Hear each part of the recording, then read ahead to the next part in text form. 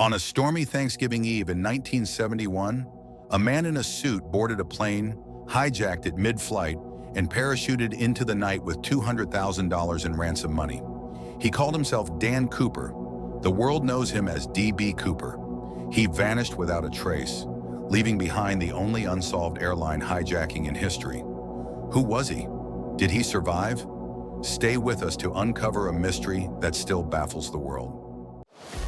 On November 24, 1971, a man calling himself Dan Cooper hijacked Northwest Orient Airlines Flight 305 from Portland to Seattle. Armed with a supposed bomb, he demanded $200,000 and 4 parachutes. After landing in Seattle, he released the passengers, took off again, and jumped from the plane over the Pacific Northwest wilderness. Neither he nor most of the money was ever found. This is the story of D.B. Cooper's audacious crime. It was the day before Thanksgiving, 1971. A man in his mid-40s, dressed in a business suit, white shirt, and black clip-on tie, approached the Northwest Orient Airlines counter at Portland International Airport.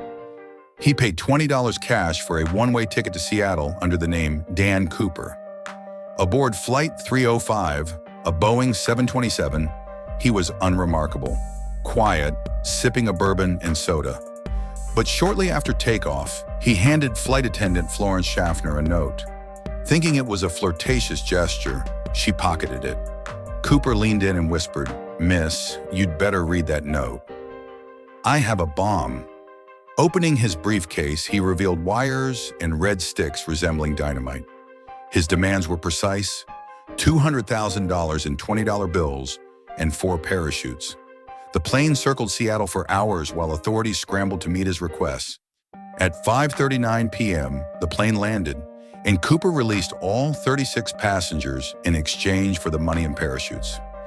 He kept 4 crew members, ordering the pilots to fly to Mexico City at low altitude with the aft staircase lowered. Somewhere between Seattle and Reno, around 8:13 p.m., Cooper did the unthinkable. He strapped on a parachute, tied the money to his waist, and jumped into the stormy, wooded wilderness of southwestern Washington. The plane felt a brief pressure change signaling his exit. He was never seen again. The FBI launched one of its longest investigations, codenamed NORJAC, Northwest Hijacking. Agents scoured the rugged terrain near Ariel, Washington, where Cooper likely landed, battling freezing rain and dense forests. They found nothing. No body, no parachute, no money. Cooper's knowledge of the Boeing 727's aft staircase suggested he might have had aviation or military experience, possibly as a paratrooper. Yet the FBI later doubted he was an expert skydiver, as he chose a non-steerable parachute and jumped in loafers during 200-mile-per-hour winds. Over 800 suspects were investigated in the first 5 years. One early lead was Richard Floyd McCoy Jr., a Vietnam veteran and skilled skydiver who hijacked a similar plane in 1972, parachuting with $500,000. Though McCoy resembled Cooper's sketch, his physical description didn't fully match, and he was killed in a 1974 shootout. The FBI also recovered Cooper's clip-on tie, left on the plane, yielding a DNA sample, but no fingerprints. Despite a massive manhunt, the trail went cold. In 1980, a breakthrough. An 8-year-old boy, Brian Ingram, found $5,800 in decaying $20 bills along the Columbia River, 20 miles from Cooper's suspected jump zone. The serial numbers matched the ransom money, but no other bills surfaced, and the find raised more questions. How did the money get there? Did Cooper lose it during the jump, or did he hide it? Extensive searches of the riverbank yielded nothing else. In 2011, Marla Cooper claimed her uncle, Lynn Doyle Cooper, was the hijacker, recalling him injured and talking about a hijacking in 1971. DNA tests on the tie ruled him out. In 2023, the children of Richard McCoy Jr. handed over a parachute and logbook found in their family's North Carolina shed, claiming it tied their father to the crime. The FBI reopened the case, but no conclusive evidence has emerged.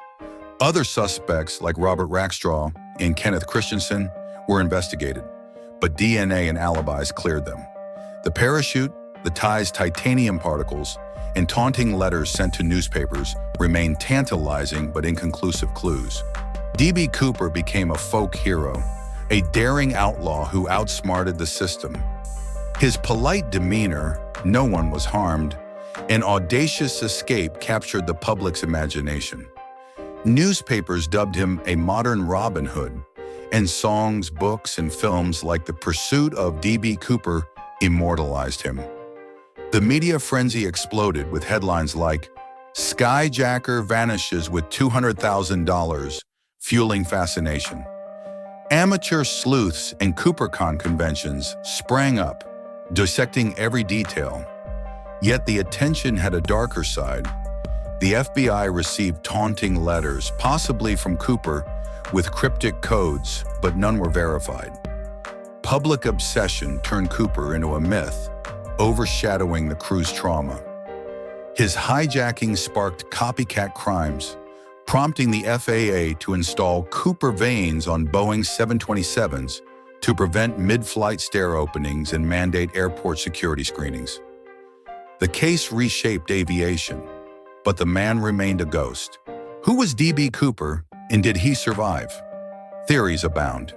Did he land safely and live a quiet life, as some believe, perhaps as Richard McCoy Jr., whose parachute and logbook keep the case alive? Did he perish in the stormy wilderness, his body lost to the elements, as the FBI suspects? Or was he someone else entirely, like Vince Peterson, linked to rare titanium on the tie? The jump 200-mile-per-hour winds, freezing rain, and a non-steerable parachute seemed suicidal, yet no body was found. In 2016, the FBI closed the case, citing resource priorities, but promised to reopen it for definitive evidence, like the parachute or Cooper's remains. The $194,200 of missing ransom money still haunts investigators. Cooper's legend endures, a puzzle unsolved after 54 years. Is he out there, a shadow who outwitted the world, or did the forest claim him? If you have information, contact the FBI. Like, subscribe, and share to keep this mystery alive. The truth may still be out there. What's your theory on D.B. Cooper's fate? Comment below and check out our next video on another unsolved mystery.